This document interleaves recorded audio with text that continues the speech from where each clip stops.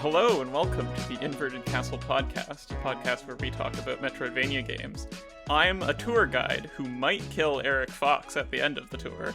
And I guess this is my final episode? Also, I didn't actually say my own name. I'm Thomas Blake. For legal reasons, you probably shouldn't have, but listen, I'm not going to tell you how to do your job. Jobs.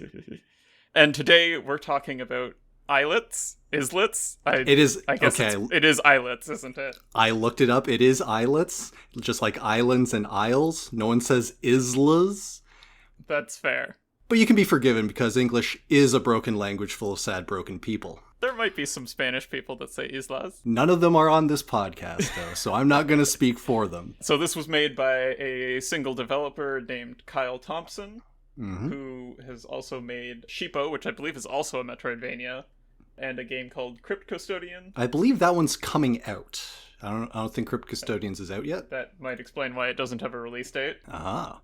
But yeah, this one, Islets, about small islands in the sky. It is a two-dimensional platform action Metroidvania game. It does that pretty much pretty well, pretty purely, I would say. Yeah, it's a pretty stripped down pure form. There's not a lot other stuff going on. There is like a small added shmup kind of set, like Toho-like sections, but they make up a small percentage of the overall runtime. For the most part, this is one of the purest Metroidvania experiences you can have. Like, if I could define this game with one word, it would be smooth. Because, we've talked about friction in other games, and this is one that I think has very little, for better and worse, but I guess we'll get into that later. First, we should probably actually talk about, the smallest aspect of this game, which is the story. Yeah, I mean, the story's pretty minimal. There were islands that were connected by giant electromagnets. Yes. And then at some point they failed and the islands separated and they got taken over by beasts. Aww. And now there are people who are like, okay, there's some good treasure here, or basically the spirit of adventure moves people to become warriors to explore the islands and perhaps, make their way through the ancient ruins of a once great civilization and, make a name for themselves, get rich, something along those lines. Everyone seems to want fame of heroism, I guess. It's just sort of a thing that you do, apparently, is that you graduate from high school and you go become a hero. I don't know. Yeah, the main character has no lines of dialogue at all, I believe. But you're told through a letter from your sister, Miko, that your name is Iko, no relation to the PS2 classic. And almost immediately, the rich jerk from your high school, I assume, comes by with a bigger, sexier ship. And since these are all sky islands, in his wake, upon your ship being destroyed, you fall onto the first islet. And ship, this is a rowboat, which is somehow aerial. Yeah, the mechanics aren't explored in particular detail. There's a couple of wheels, and it's just kind of hand wave that, yeah, it's a box that can fly. Your own next ship is essentially a bucket. But yeah, and then it's basically just no real narrative direction, just vas-y, go ahead. You have a sword. Yeah, eventually you find the three people that did it. The three people what did the pentafurcation? Is that a word? Sure. It's a word now. You've made it. Yeah. And the three people are, in fact, god beasts of a sort. Along the way towards fighting them, you meet other characters who, have little japes and jabs, but otherwise don't, for what this game is going for and the pace that it's setting, they don't stick around long enough, but that's good. They get their jokes in, they get the vibe of just a silly adventure. You make friends, you tolerate the rich, snooty asshole whose name is Snoots, if I recall. Yeah. Then there's the more heroic Best Bud Greybird, who you save and is inspired by you to an extent. There are other characters, there's a shop, but all of these are just sort of just gameplay elements that are justified, with some set dressing. Yeah. And even the people who are trying to kill you are very pleased to meet you. I don't know. Yeah, there's some decent jokes in the, like, I don't know if it's UI or it's just like the name tag of when people are talking to you. In particular, the tour guide who, when he's leading you down further and further into the crypt, as he becomes more obviously antagonistic, his name changes from tour guide to like suspicious tour guide to actively suspicious tour guide and stuff like that. Nice. Yeah. It's that kind of humor, which is pretty good, and it's just kind of like there. It doesn't dwell on it, but you move along, and your main character just doesn't say anything. It's just complete blank slate, and that's fine.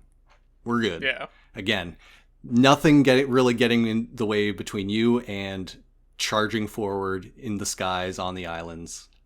All that good stuff. Yeah, I'm curious of what your complaint about the lack of friction is. So I guess I should start with, so this game, I assume what you mean in the positive of lack of friction is that this game controls buttery smooth. It is this, yeah. You just go. It's a little floaty, but not in the way that it feels like you're moving too slowly. It's in the you have a lot of control over what you do. So like in the air, rolling on the ground, climbing up and jumping between things. There's enough leeway. It's not a precision platformer, so you can just kind of like let yourself just kind of move through levels exactly how you want to do it. As enemies get in front of you, and it's like, even on the highest difficulty, don't take too long to like deal with, as long as you deal with them appropriately. Things that should die in one hit do, which is great. Like things that fall on you from above. But the main gameplay is you have your sword attack and your bow. Hitting with a sword gives you more arrows to keep firing with your bow, which deals a bit less damage, but is of course safer.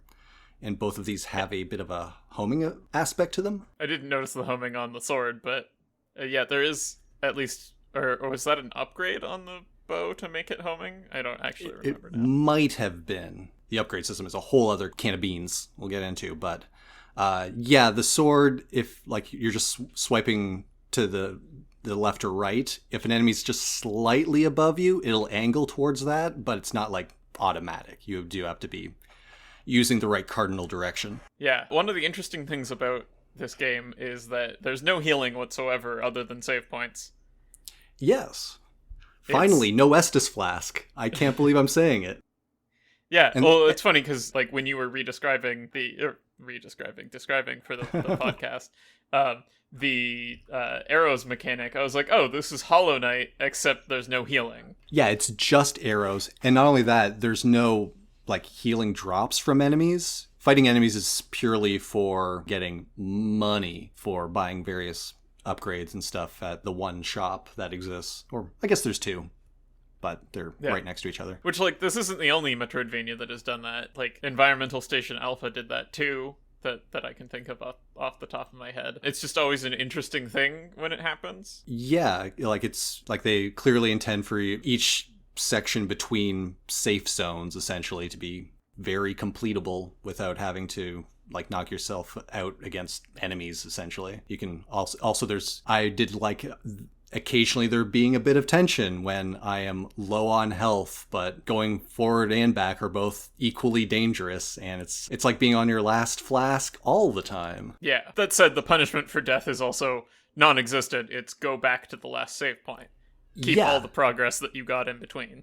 Not only all the things you got, like the upgrades and money, but your map is still cleared out that whole way. You literally lose nothing other than the act of going that far. And there's also a fail-safe, like the low health fail-safe of you can never get one shot from anything above 1 HP, essentially. Yeah. Until you get the warning, like, oh man, about to die, warning, you can effectively take any hit you want. Like, you can flip on an option to let you know what damage numbers are, but by default, at least, that's off, and I never turned it on. It was fine. Yeah, me either. I didn't actually explore the options very much in this game. There aren't many, but it's one of those things where if you wanted to actually see and compare different upgrades, you could. But see if you're actually dealing extra damage. Yeah. So why is the lack of friction bad, or what is the bad part? So, okay. It's less to do with it like being like actively annoying so much as it feels like, okay, I've compared Metroidvanias to sandwiches before. So I'm doing it again. Right? Yeah. And this one feels like the crusts have been cut off. And it's fine. Like, it's all the good stuff. But I also feel like I don't know, there's some texture missing that makes it feel like it goes by too fast. And by the end of the game, it's just like, that was great. It passed through, no digestive problems. But I don't have anything like, I don't know. It doesn't stick with me in that way. It's very much again, it's hard to describe because I'm one of those broken people who like jank. And this is one that just doesn't have any. To torture the metaphor, it didn't really have anything to chew on. Uh-huh. Exactly. Thank you. That's why we keep you around. That's why we pay you the big bucks, and why I feel content in leaving this podcast in your hands after my untimely demise. I'm like a shark. I have to just keep making analogies. You piece of shit. Oh man, I guess it's my fault for being your chum. Oh. Yeah, I think I get that. It's like, I came through the entire experience. I had fun while I did it. I don't know that it's going to leave that much of an impact. Yeah, it feels weird to call it like a complaint, because it's really just like, it's just trying to find something to talk about, really, beyond everything works pretty much as you'd want. Like, this is a game you can set your watch to. Yeah. But there's nothing wild, really. Like, basically everything you have seen before, not all of it in one location like this, potentially, but I don't know, I don't think it really makes it doesn't stand out individually, is the main thing. Outside of perhaps its upgrade system, which is unique for this genre, at the very least. Yeah, and when we're talking about the upgrades, we're talking more like in the kin of missile tanks and energy tanks. Yeah, your movement and mobility upgrades are standard. You fight a boss and you get something and it lets you go elsewhere, but rather the optional upgrades are different, if you'd like to go into them, because I've been speaking too much. Yeah, it doesn't matter. Every time you touch an upgrade token, you are given a choice from 3 upgrades. They sort of linger, the ones that you didn't choose. Yeah, it seems like it's a random pool. I got the impression it was a deck that was getting shuffled every time I touched one.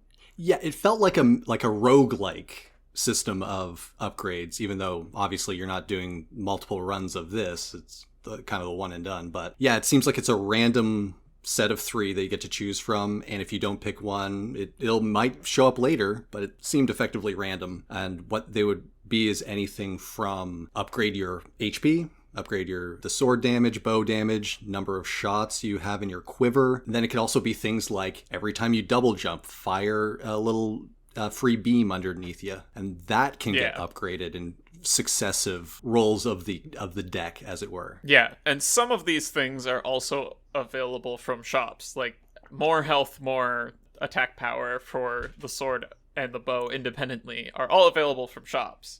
But the other things are unique to the upgrades. Yeah, so once you find the shop first and you see that you can buy power, when you see that in the upgrades, try and prioritize something else. Although, some things required certain mobility upgrades, I believe, like upgrading your slam attack to hit, it's a ground pound, but you can get bigger shock waves from it. That doesn't appear until you get that ability. And so it looks like there are sort of filler upgrades, like just get some money upon getting one of these pickups, which always felt bad. And it's not even very much money compared to the incremental cost of buying one of the weapon upgrades. No, it's not even nearly enough. Yeah, I think it's like 500-ish near the beginning, and that's like the very first health upgrade, which then gets more expensive the more you buy it, and everything else is like twice that expensive to begin with. Yeah. Meanwhile, the upgrade token gives you $200. There were sometimes thousands as well, but I mostly saw 200, I thought. I saw 200, 500, and 1,000. I think it has been a while. But yeah, not even all the same amount of money in the cards. But usually they're not going to give you a choice of 3 different money things. There's enough upgrades that it's fine. There's usually something else at least, even if there's only one thing. I think I did get money. Oh, man. But it was after a long period of taking everything but the monies, which is why I think it was like actually sort of a deck that was being shuffled. Because I felt like things were coming back if I wasn't selecting them. I could also see if you're being particularly like if you're going and getting everything you have access to as soon as you get the upgrades, maybe you just have a lower selection of stuff to upgrade, and so you'll run out of things easier. Or if you're just getting a lot of money otherwise and have already bought all of the, say, power upgrades, I could see that being less common, I guess, if it is indeed a deck. But I never saw it, so I shouldn't speak with authority. Yeah, I don't know. Yeah, and like this, it's not a deck in that like when you get the 60th one, which is the last upgrade, it will still have you choose from 3. It's not like you're depleting a finite deck here.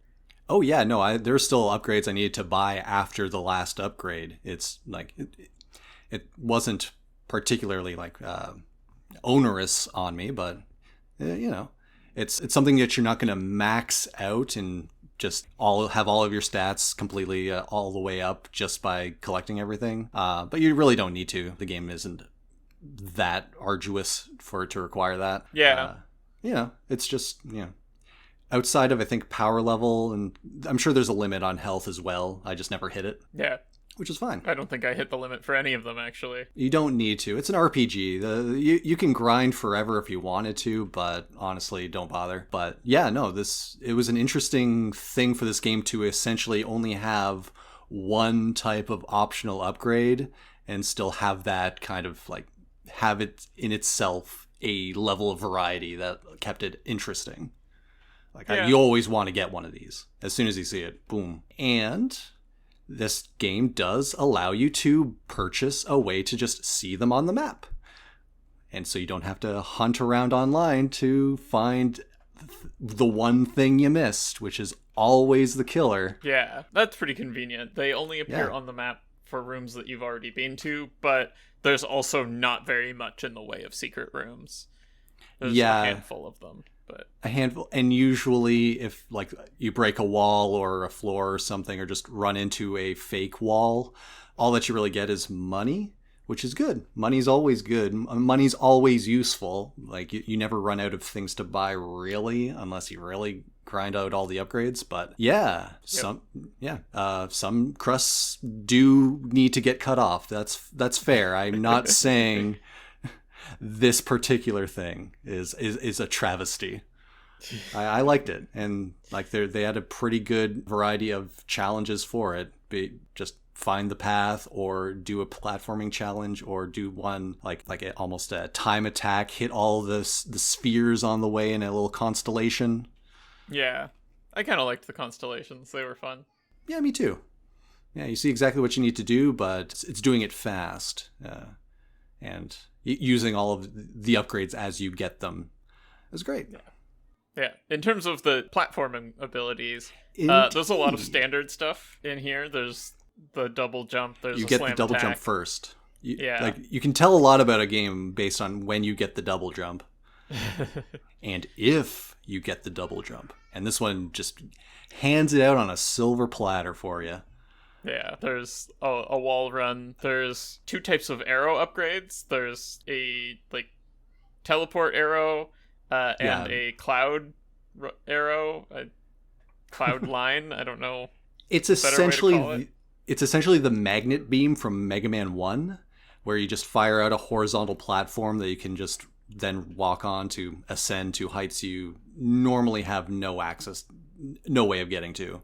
And the Teleport is just really get past 2 small crevices, and that's about it. It's a little too unwieldy to really use mid-combat, I found. Yeah, and it almost never gets called for either. Yeah, no, there's not a boss that forces you to you use your new ability. It knows that this one's purely unlocking more of the map. There's also, for the airship, the ability to short-range teleport as well. Yes, the airship, which is how you move between the various islets before you kind of slam them together again. There's a little sky section, very, very small. I think there's 4 encounters total that you airship, and each one, like, you basically get the upgrade and then fight an encounter, boss, whatever, and then you got a new island.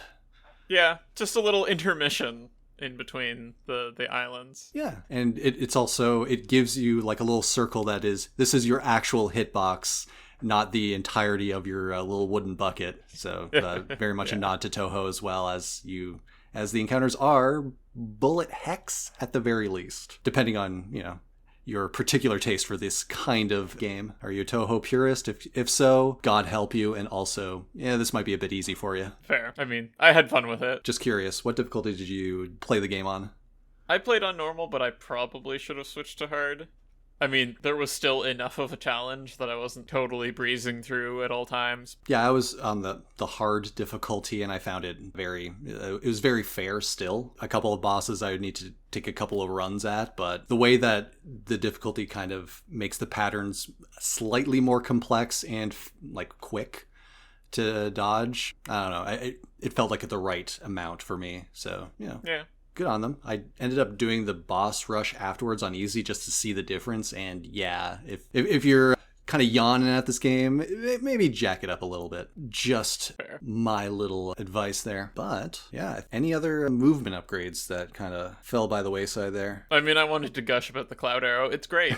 It's great. It is great. It is like definitely the standout ability of this game. Way better than the magnet beam. It was just like, hey, you can just make platforms wherever and run along them and then jump up and make another platform. And the double jump just lets you do that in midair ad infinitum because you get your jump back when you touch it. Yeah, because it is a platform. It's standard, but like the amount of height you get off the double jump is pretty much perfect for just like firing the arrow and then immediately hopping on top. It feels good. It feels smooth. It's not getting in its own way, and which I feel, the magnet beam, in addition to the NES just not showing most of it at any given time, was also like, ugh.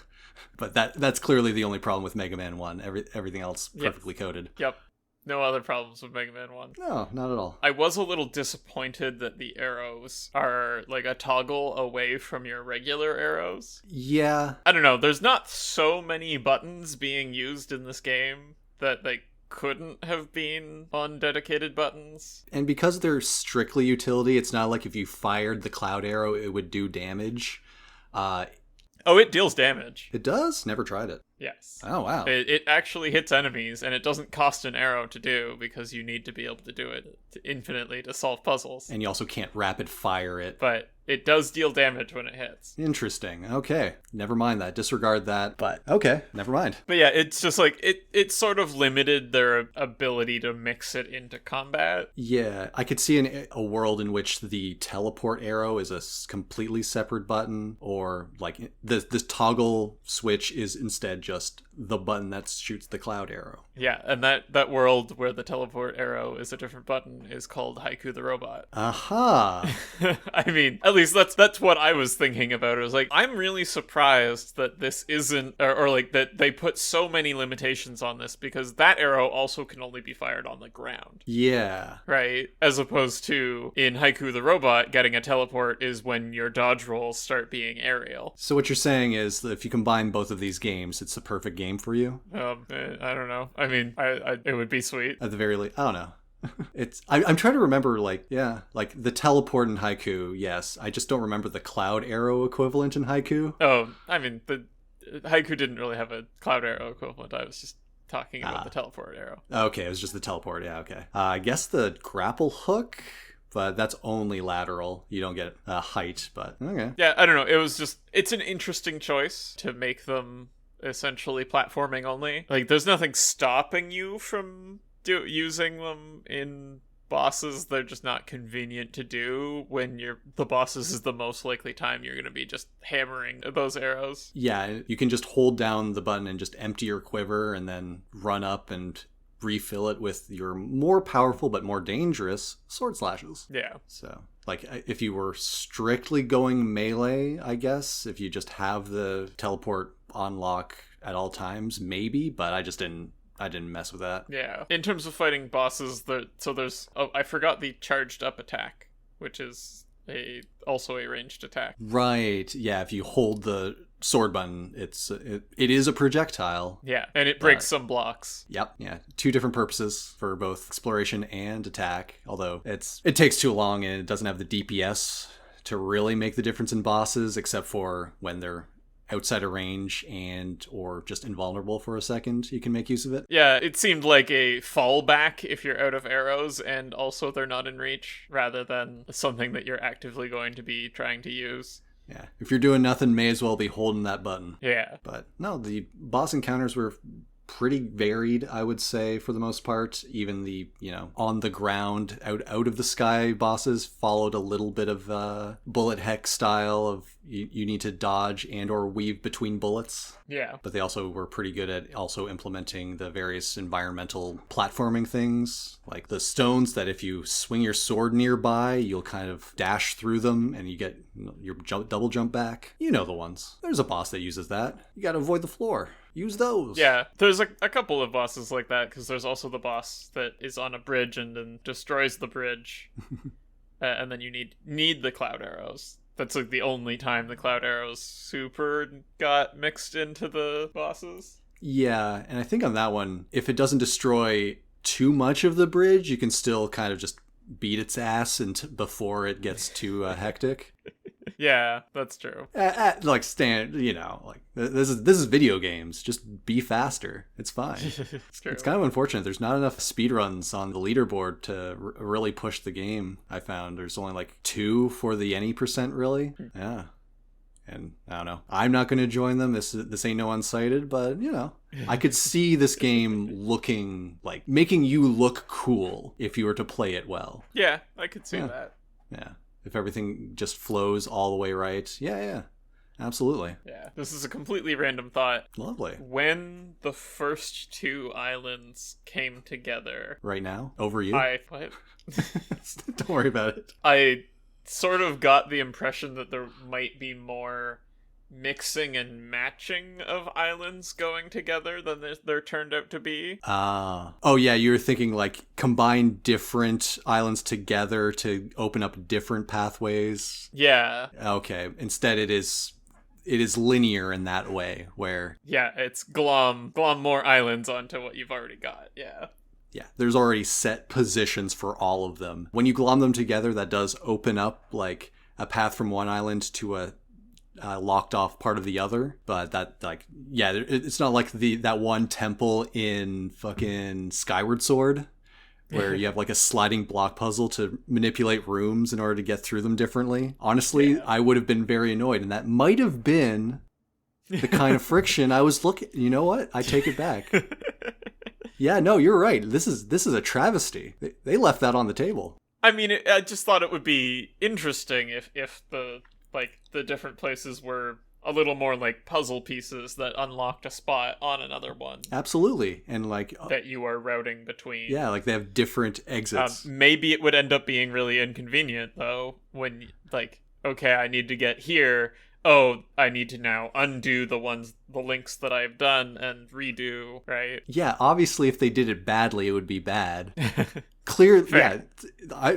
Listen, maybe Kyle Thompson is just built different. He would have nailed it first try. But, we'll never know unless that Crypt Custodians game ends up being exactly that, which I have no idea. But, keep an eye out. Maybe we'll have our sliding block puzzle Metroidvania one of these days. Hell, actually, I think Dawn of Sorrow, the Castlevania DS game, did have a little bit of that as well. The actual sliding block zone.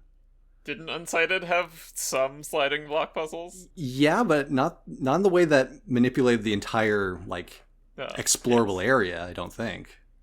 That's fair. That's low-key sliding block puzzles. Sorry, I went to, like, Zelda Ice sliding block puzzles rather than, like, the Skyward Sword rearrange the dungeon puzzle.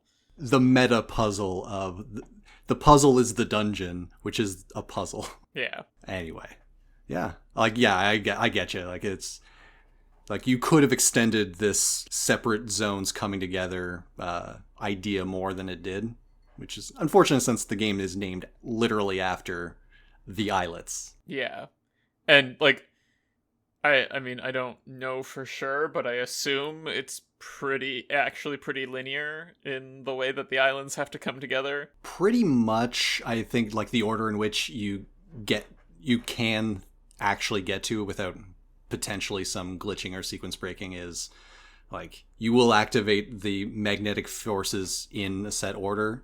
There is one point where you have a choice between two islands to go to explore, but I think you need to go to both before you can then latch on the one that is next in the sequence. Yeah. That's just Metroidvanias. Oh, you can go to multiple places, but you will need to go to both. And if you zoom out, the sequence is a little linear.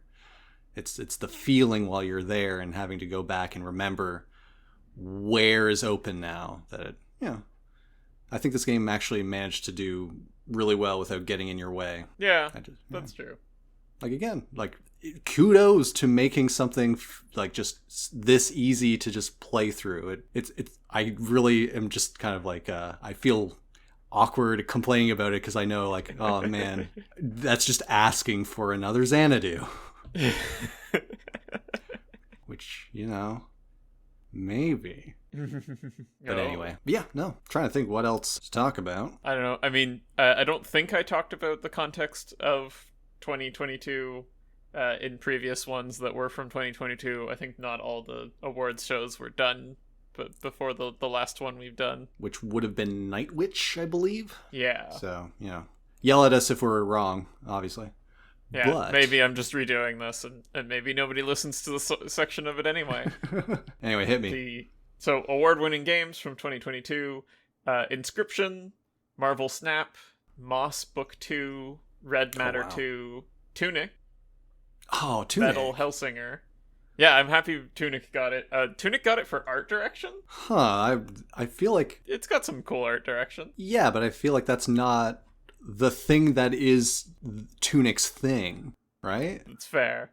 Elden Ring, Vampire course. Survivors, God of War Ragnarok. Oh, yeah. Pentiment, Immortality, Splatoon 3, and Final Fantasy XIV Endwalker. The last expansion to the MMO. Yep. Okay. Yeah, I guess outside of, I don't know. Yeah, like, I've played most of those, at least near the end there. Obviously, Elden Ring and Splatoon. Yeah.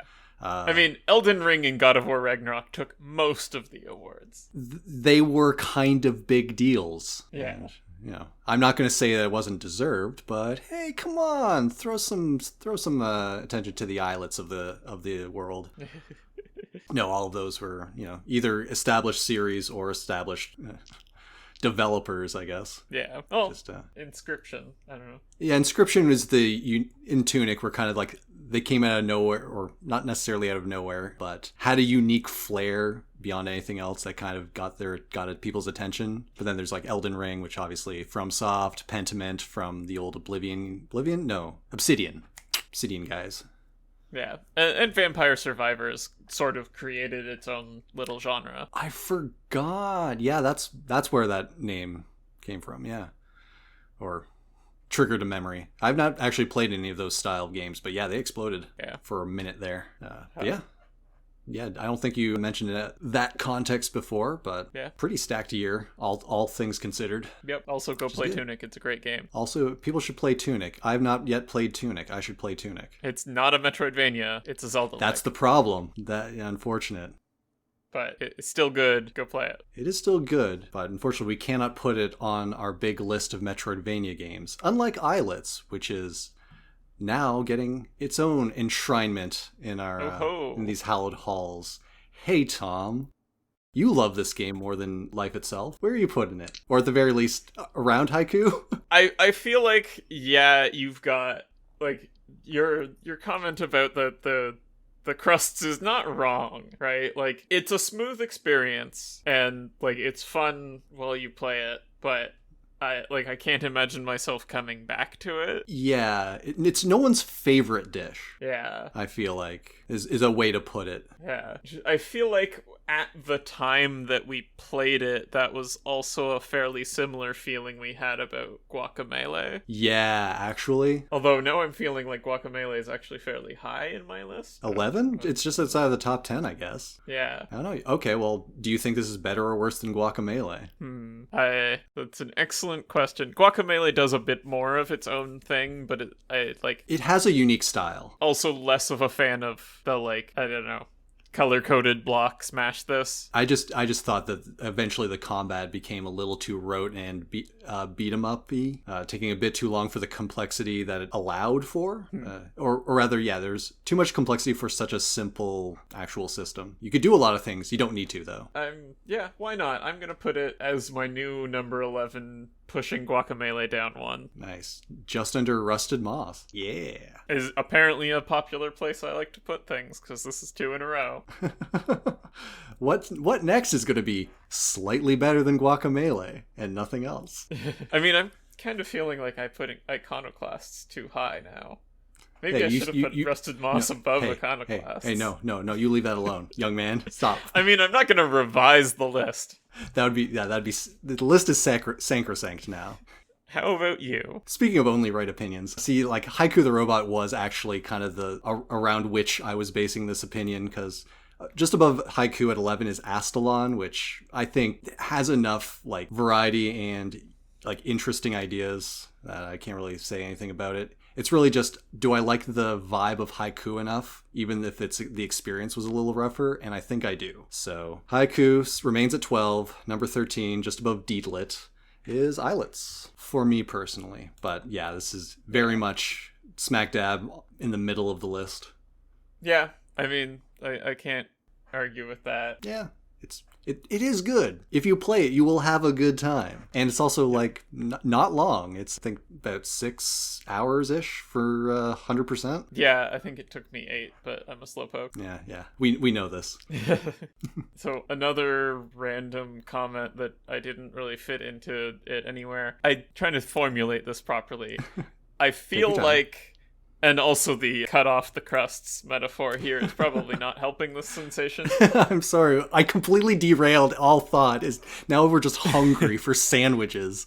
Unbelievable. No, the feeling that Islets is aimed young. Ah, okay. Like, it's not that easy, right? So it's not aimed young in a, like, baby's first game way. Yeah, and you can't, like, the higher difficulties will challenge you. It's the actual moment-to-moment gameplay, I can see that, but... But I guess the aesthetic and the, like, characters and the meager storyline there is, I guess, kind of gives me this aimed young feeling. Yeah, we didn't even mention that all the characters are, like, cute little animal people. Like, that's almost just so, like, I don't even notice it anymore. It's not something, like, to point out, because it's so, you know...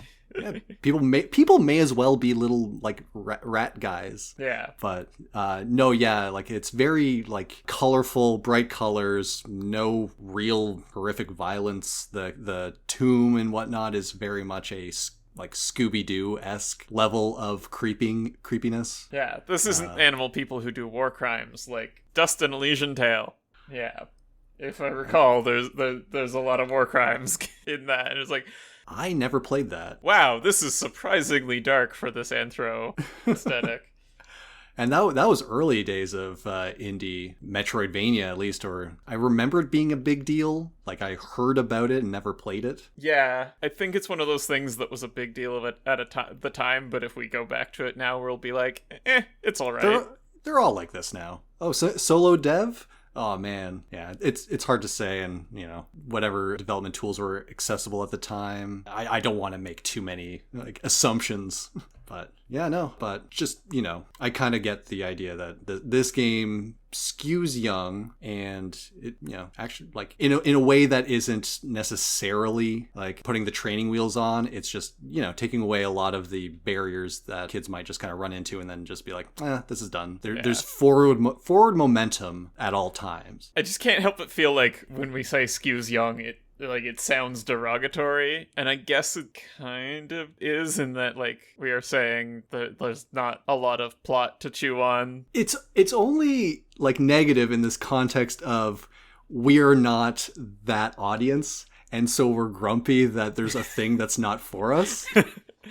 Yes. And I don't think that's really fair, but it should be mentioned that, hey, this isn't going to be something that really scratches your noodle, as it were. Yeah. Yeah.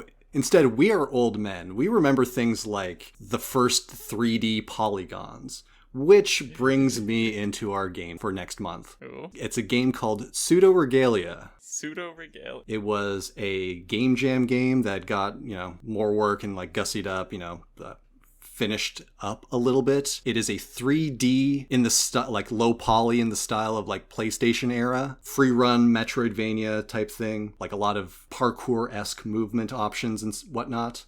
It looks cool. It seems like it's definitely going for a specific vibe, and I'm interested in checking it out. Shouldn't be too long, right. But yeah. We'll see. Makes me think a lot of Castlevania 64. Looking at it, it looks a lot like that if you actually had a good jump button. Like, if you had, like, Mario Odyssey levels of air and, like, jump controls. Yeah. As well as wall running. It looks cool. I want to check it out. So that's what we'll do next month. All right. But yeah, I think that's going to pretty much do it for us. As always, email us at invertedcastlepodcast@gmail.com. You can find us on, I was going to say Twitter, but I guess dating ourselves, it's currently x.com. Yeah, it's now X. That changed in between recording and posting the last episode. Yeah, no, I love it. Definitely a great idea, and not some weird guy sitting on his own balls over and over again. Like some sort of Sisyphean Mr. Belvedere. Yeah, so we're on x.com at InvertedCastleP. Never forget the P. Any given social media network, it's probably just the Inverted Castle podcast. Or a lot of them. Yeah, I actually onboarded to Threads and onto Mastodon. So I'm the Inverted Castle at kind.social. It might just be Inverted Castle. Jeez, now I can't remember my own handles. Yeah. We're everywhere. You can't throw a stone and not hit one of our socials. But, and if you also, on various catchers, platforms, whatever, leave a review. Hell, leave a review on larger, stronger podcasts that we might get some of that we might symbiotically feast on them like a remora. That's some weird energy. But yeah, if you can also email us at invertedcastlepodcast@gmail.com, or leave a comment on YouTube. I think is probably the easiest way to get in contact with us. That actually might be true.